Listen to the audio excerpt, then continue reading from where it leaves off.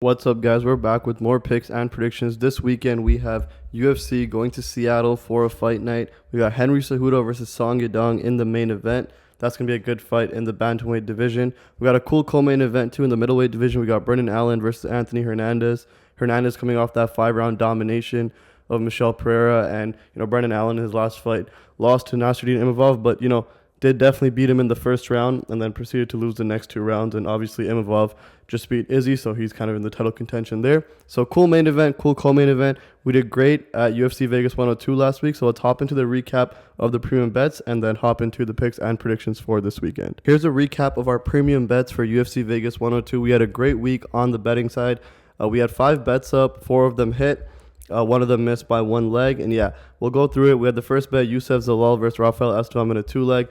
Zalal, decent performance, got rounds 1 and 2, took round 3 off. Similar to the other leg, Raffael Estevam got rounds 1 and 2, took round 3 off.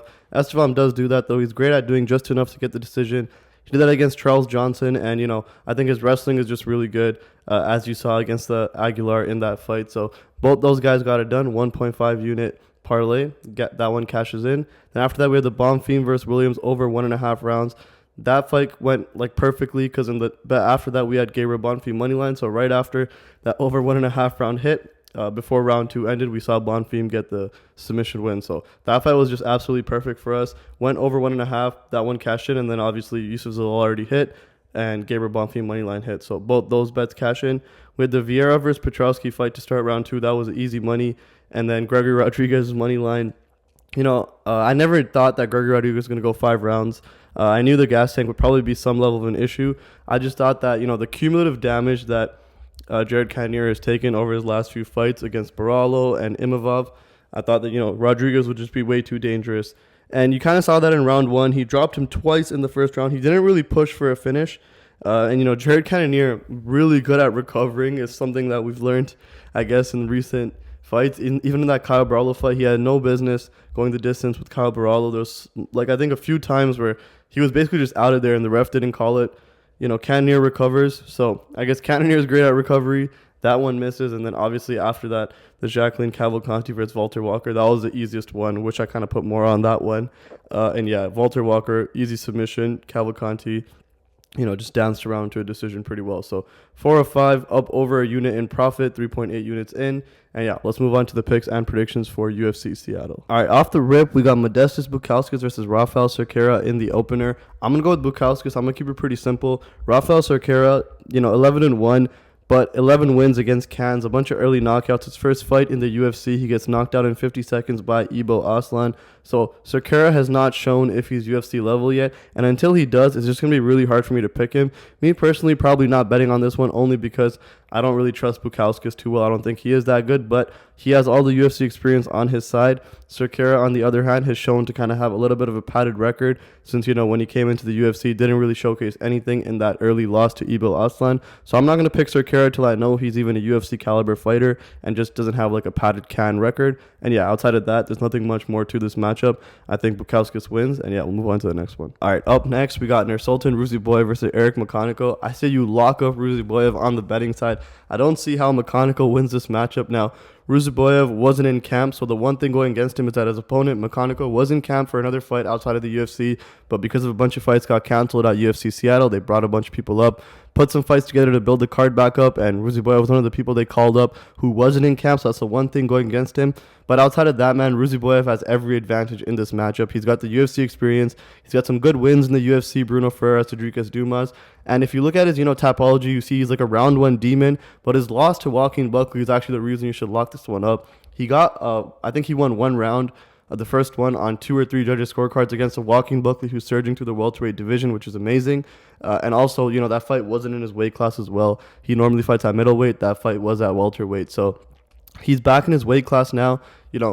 Had a decent performance against a Joaquin Buckley who's super UFC caliber. I mean, he's in the top 5. He deserves to, be in the title picture for the welterweight division. So that's the kind of caliber that Ruziboev is fighting with. And then you have Eric McConico, bunch of regional wins coming up. Not crazy record. He's 9-2.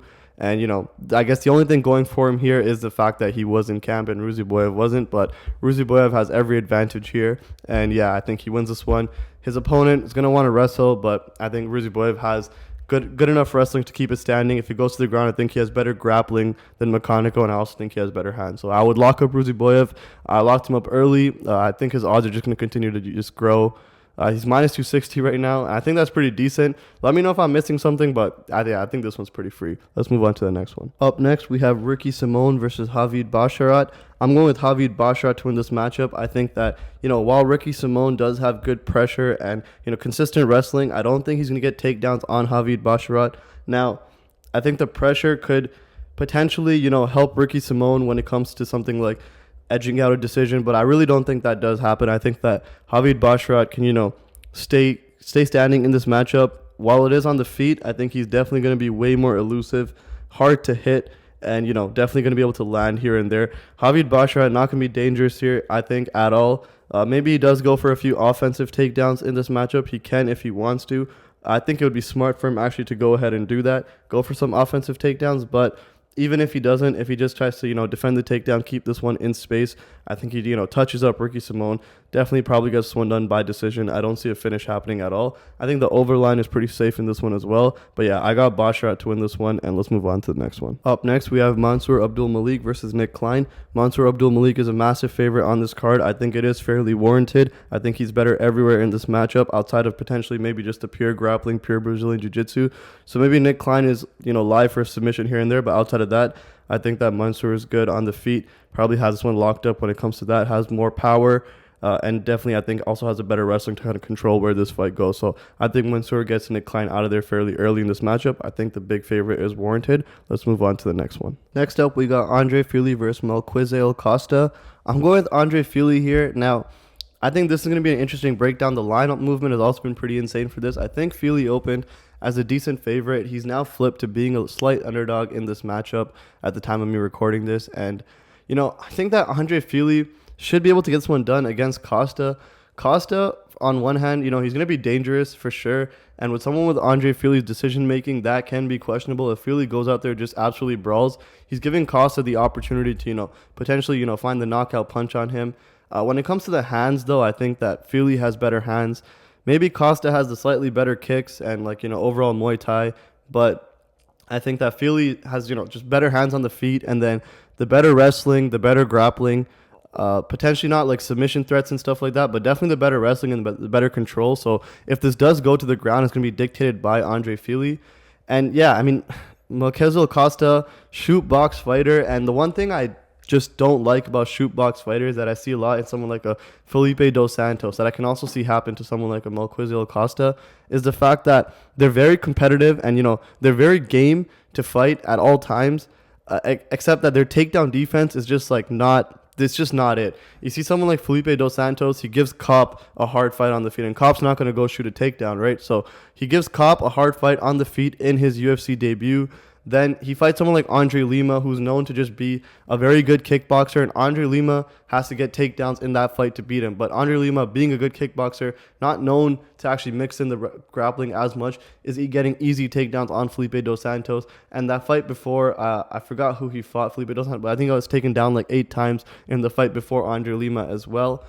So I think someone like Melquizael Costa, he's also seen not the best takedown defense, and someone like Andre Fili, if he does mix it up, I definitely think he could beat him here. So he has the wrestling to dictate, getting some takedowns. I think on the feet, I think Fili has better hands, but someone from a shoot box gym is always going to keep it close on the feet just because they have the volume, they have the output. They're not going to sit there and just let you, run away with the fight, run away with the decision. So that's not something that Costa's going to do here, but Fili, I think, is slightly better on the feet, should be winning. And if it is close, shoot a takedown here and there, get like a minute of control at the end of the round to lock in the round. Like I said, very shady decision-making when it comes to Andre Fili, but if he does do that, I think he can win. He's coming out of a good gym in Team Alpha Male. I think he can get this one done. He definitely does have the tools. I like Andre Fili to get this done, probably by decision. Up next, we got an insane matchup. We got Ion Cutelaba versus Ibo Aslan. This is going to be really fun, really entertaining. I'm on the Ibo Aslan side in this matchup, but I think that there are some things to note about Ion Cutelaba. I think that in this fight, Ion Cutelaba does have the tools to beat an Ibo Aslan if he wrestles, if he shoots takedowns. I just don't think that we can trust him to go ahead and do that. I think that he will come in here and engage in the firefight for enough time that I think Ibo Aslan can land some shots that'll put Ion Cutelaba out. So it's going to come down to the power. Ibo Aslan coming forward, fuck ton of power coming your way. You're going to get clocked by it, and if you go down, you go down. If you don't, and, maybe Ibo can still win like a decision here, but I think that Ibo probably wins by knockout. On the Ion Cutelaba side, the worry for me here is that if Ion Cutelaba comes in here, shoots a bunch of takedowns, then I think he can beat Ibo Aslan through that. I just don't think he's going to come in and do that. I think he's going to engage in the firefight, and I think he's going to do it for long enough that Ibo does land that knockout punch. So I'm going with Ibo. Like I said, the wrestling could be a potential worry, but I'm all over Ibo, and yeah, let's move on to the next one. All right, I want to take a quick break to give you guys an opportunity to catch our premium bets for free for a month. If that's something you're interested in, I'll let you guys know right now. If not, feel free to skip this section and head into the next fight breakdown. But yeah, if you are interested to get our premium bets for free for a month, it's very simple. We've partnered up with a bunch of sports books. Our code is KOPICKS. I'll put it on the screen. So yeah, just use our code to sign up. It's a win-win scenario. I'm assuming if you do want our bets, that means you are betting on UFC. And if you sign up, you do get a bunch of free credits to bet with as well as a deposit bonus. So sign up with our code KOPICKS. If there's something you do want to do though, simply hop into our Discord and DM me. We'll figure out the best partner depending on what area you live in. And then once you guys DM me and tell me which partner you're ready to sign up with, sign up, use our code KOPICKS, and once the conversion is complete, I will send you over our premium bets for 1 month for free. So yeah, join our Discord and DM me that you want to do this if there's something you want to do. And let's move into the next breakdown for UFC Seattle. All right, up next, we got Alonzo Menifield versus Julius Walker. I'm going to go with Alonzo Menifield here. I'm going with the experience. I don't like Julius Walker coming in as a UFC debut in this matchup. And I think that Alonzo Menifield, just has a bunch more high-level fights on his record. He's coming off 2 losses, though, to Asmat Murzakanov and Carlos Ulberg. Both those guys are insanely good fighters, way higher level than anyone that Julius Walker has ever fought. And then prior to that, he has a win over Dustin Jacoby. So, like I said, Menifield, with the experience, I think he gets Julius Walker out of there probably by knockout. On the Julius Walker side, a few paths to victory that he probably does have is A, through the wrestling, and B, he is still a big, strong guy, does have power, and Menifield is, coming off 2 straight knockout losses. So the knockout is there, especially at, this light heavyweight division. These guys are big enough to kind of knock each other out at any time. So the knockout's there for Julius Walker, obviously, and also the wrestling is there as well. But Alonzo Menifield, much higher level competition, has been around block for a little bit. I'm going to roll with that. I don't think Julius Walker is ready just yet, but it can get shady on either side because, it is a UFC debut at the end of the day. And yeah, let's move on to the next one. Next up, we got, the fan favorite Jean Silva versus Melsik Baghdasaryan. I love Jean Silva. I've been betting him for the last few fights. Bet him since the Weston Wilson fight, then bet him against Charles Jourdain, bet him against Drew Dober. This time, maybe I'll find a spot to bet him in. I haven't bet him just yet, slightly because the line is just absolutely insane. And Melsik Baghdasaryan, Melsik Baghdasaryan is a pretty good kickboxer, probably more technical than Jean Silva on the feet, but Jean Silva, just a buzzsaw of a fighter. He's going to come forward and just absolutely destroy you, try to take your head off. And I also think that Jean Silva, well, in his last few fights, haven't really seen him much because he's going out there and doing exactly that. He is pretty well rounded. I think, if this fight goes to the ground, I'd favor Jean Silva. I don't think it will go to the ground, though. I think that Baghdasaryan, you're going to see, is going to be the more calculated technical striker, and Jean Silva's going to say, fuck that, come in there with a bunch of power and just try to take Baghdasaryan's head off. So I'm going to go with Jean Silva to get this one done. I think that he can do that. It's just the insane pressure, the insane output, and just the ability to just not care what the hell's coming back in your direction. It's going to pay dividends for Jean Silva here. I do think the line is kind of crazy, though. Melsik Baghdasaryan, not like a bum of a fighter whatsoever, so keep that in mind, I guess, going into this one. But also Baghdasaryan coming off a bit of a layoff. I think his last fight was in 2023 as well, so that's also something to note. And yeah, I'm going to go with Jean Silva to win this matchup. All right, up next, we got Jean Matsumoto versus Rob Font. I'm going to tell you guys this one how it is. I think Jean Matsumoto is a little bit overrated as a prospect, but I think he does beat Rob Font. I don't think this is the time to fade him, and I'll tell you exactly why. On the feet, this fight's going to be super close. I think it can go either way. Jean Matsumoto does have the ability to mix it up. His last 3 fights, he's coming off against 3 camps, good wrestlers: Brad Katona, Dan Argueta, Casey Tanner in his Contender Series performance. All these guys are really good at wrestling. The takedown threat is coming towards Jean Matsumoto's way, but this weekend, you flip the script. Jean Matsumoto can take Rob Font down if he wants to. So if he chooses to mix it up, he can, and I think he can do that to get the win here. So he definitely has the tools, which is exactly why I'm going to be picking him. On the feet, I think he can keep up. I think you're going to see his hands and feet be let go a little bit more than you saw in his last few fights because there's no takedown threat coming towards his way against Rob Font. So I think the striking rounds are going to be pretty close. You see Rob Font a little bit more reach advantage. Obviously, the experience lies with Rob Font. So he is a veteran. You got to give him his props. He's coming off that win to Kyler Phillips, but Kyler Phillips goes out there, dominates him in the first round with the wrestling, and then just absolutely gasses out and, can't do anything the next 2 rounds and gives Rob Font, that decision win. So Jean Matsumoto, I'm going to assume he has a 3-round tank. Seen him do it before. I think he can do it this weekend. He's going to go out there, have the gas tank to do it, mix in the takedowns. I think he can use that to get the win. Can get shady, though. This is one of those things where it's a prospect taking that big jump up in competition. You're going to find out if they're the real deal or not. I'm picking Jean Matsumoto to be the real deal. Let me know what you guys think. And, let's move on to the next one. All right, now the co-main event, we got Brendan Allen versus, Fluffy Hernandez. And I'm going to go with Anthony Hernandez to win this one. I think that, his pressure, his takedowns, his relentless cardio is just insane. It's amazing. It's Marab level stuff. And he's coming off that domination of Michel Pereira. Probably one of the worst things I've watched because I bet Michel Pereira in that fight. I was an Anthony Hernandez doubter, and never again will I be an Anthony Hernandez doubter. I've never seen my money just get beaten up over 25 minutes in such a sad fashion, especially because I was on the Michel Pereira side. In hindsight, that was absolutely stupid as fuck to bet on Michel Pereira, and I'm done doubting Anthony Hernandez. I got him against Brendan Allen here. We're going to see if this is 2 great grapplers going into a fight and just end up striking, in which case I'm actually going to give the edge to Anthony Hernandez. I think he's slick. Definitely, especially as the fight goes on, the longer it goes, I think Anthony Hernandez on the feet gets his reads a bit better. But I actually think that Anthony Hernandez is not going to care of how good of a grappler Brendan Allen is here. I think Anthony Hernandez is going to go there, execute his game plan, impose his will in a very Marab level fashion against Brendan Allen. They fought before. It's a very long time ago, so it's easy to kind of write that one off. And I don't think he put too much stock into their first fight. It was in 2018 in the LFA.